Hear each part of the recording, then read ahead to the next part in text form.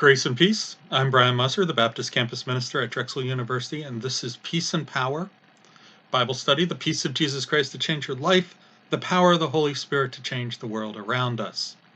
And we are, for this series, looking at the book of 1 John.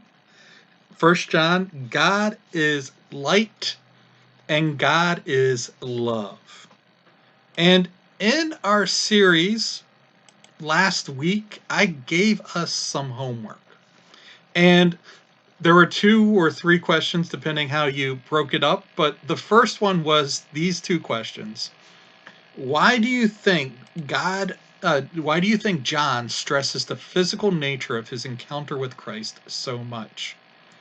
Is it important that Jesus was seen, heard, and touched?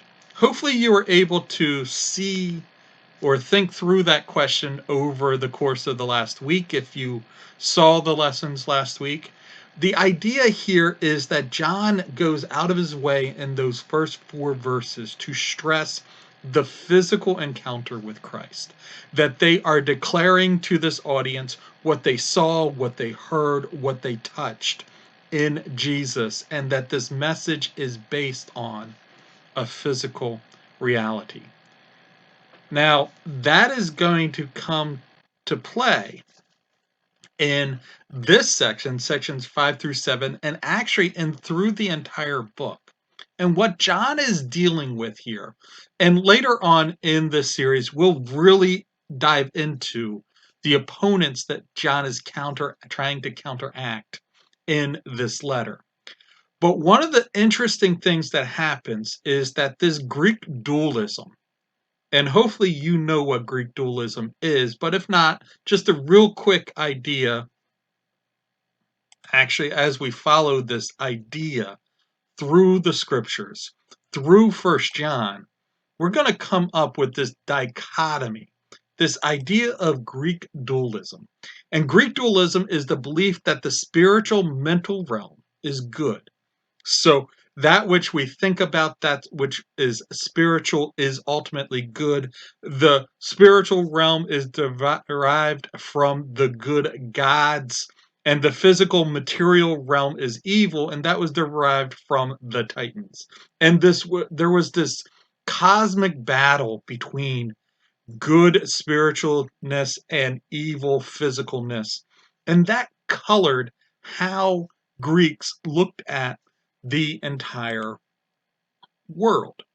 And it seems like some of these dualistic Greek folks took John's gospel and really dove into it, trying to take some of his ideas and fit them into their philosophy worldview, this Greek dualism.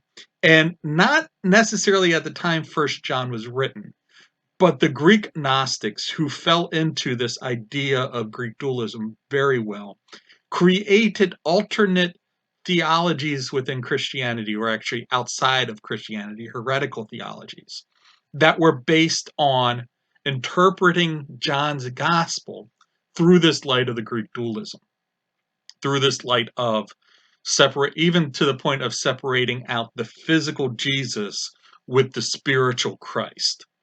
And John is, in this letter, actually coming against some of those early reinterpretations, I believe, of his gospel in a way that does not let them deal with that dualism. Actually, what he's doing is creating what's considered a Christian dualistic viewpoint, where there's light and darkness, there's good and evil, there's God and Satan, there's those 2 categories, and that's it. And it's not about physical and spiritual, it's not about enlightened humans and unenlightened humans, it's about good and evil, light and darkness, life and death. And John really hammers this home throughout the entire letter, this dichotomy. And I just kind of want to trace this dichotomous thinking in John that is in direct contradiction to Greek dualism. It's not about spiritual and material. It's not about the real world versus the thought world, mental versus physical. It's about good and evil. And John really, really looks at that. And there's only two categories in John's thought. And throughout the letter, he builds these two categories.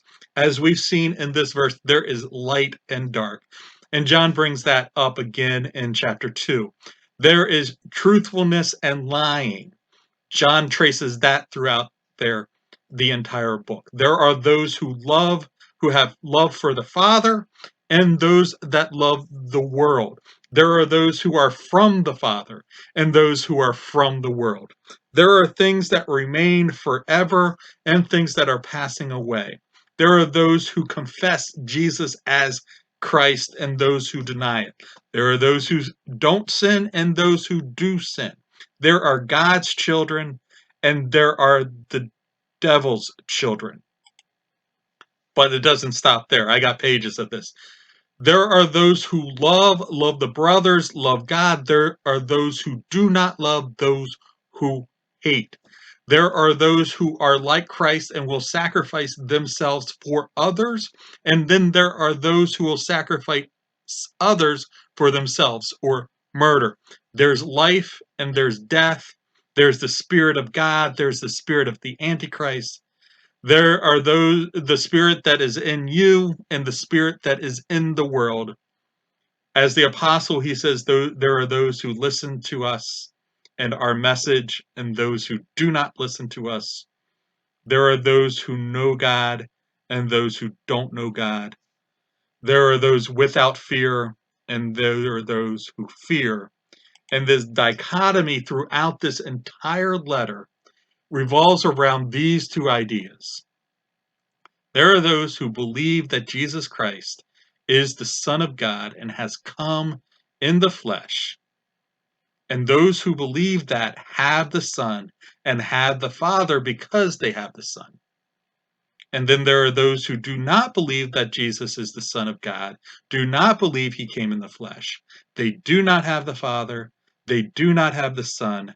And this is the entire dichotomy of good and evil. In John's worldview, the split is not in the physical or material. The split is not really in those who do nice things and those who don't. The split is in whether or not you listen to his message about Jesus Christ being the Son of God, the Messiah, and you believe in Jesus and believe that Jesus came in the flesh and died for the sins of others. If you do that, you have all these other things and do all these other things. If you believe in Jesus, you have fellowship with the Father, you have fellowship with the brothers, you have life. You walk in the light, you take care of those in need, especially the brothers. You do not lie, you tell the truth. But if you do not have Jesus, if you do not believe those things, you are a liar, you are a murderer, you do not love your brothers, you do not have fellowship with God, you do not believe he came in the flesh, and you do not have life, but you have death. And this is the dichotomy that John is proposing in this letter. This is the core of what is going on. There are those who are saying that they can walk in darkness, yet have fellowship with Jesus and God through that, even though their actions say otherwise. There are those who don't love the brothers, but still say they have fellowship with Jesus and God. There are those who deny that Jesus came in the flesh, and they still think they have fellowship with God. There are those who do evil and still think they have fellowship with God. John is saying that is not possible. There are only two ultimate realities: good and evil, life and death, Jesus and those who deny Jesus. And that's it. That is this dichotomy that John is setting up. And we will explore that a little bit more. That will be the letter, and we will trace that through the rest of this time. You can always join us to continue this conversation live Monday night, 7 p.m. via Zoom, and through these weekly wrap-ups on YouTube and WordPress.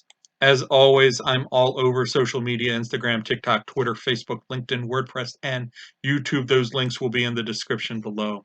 Thank you for joining me in this conversation. I hope as we unravel 1 John even more, this will be meaningful for you, and you will continue to join us for this conversation.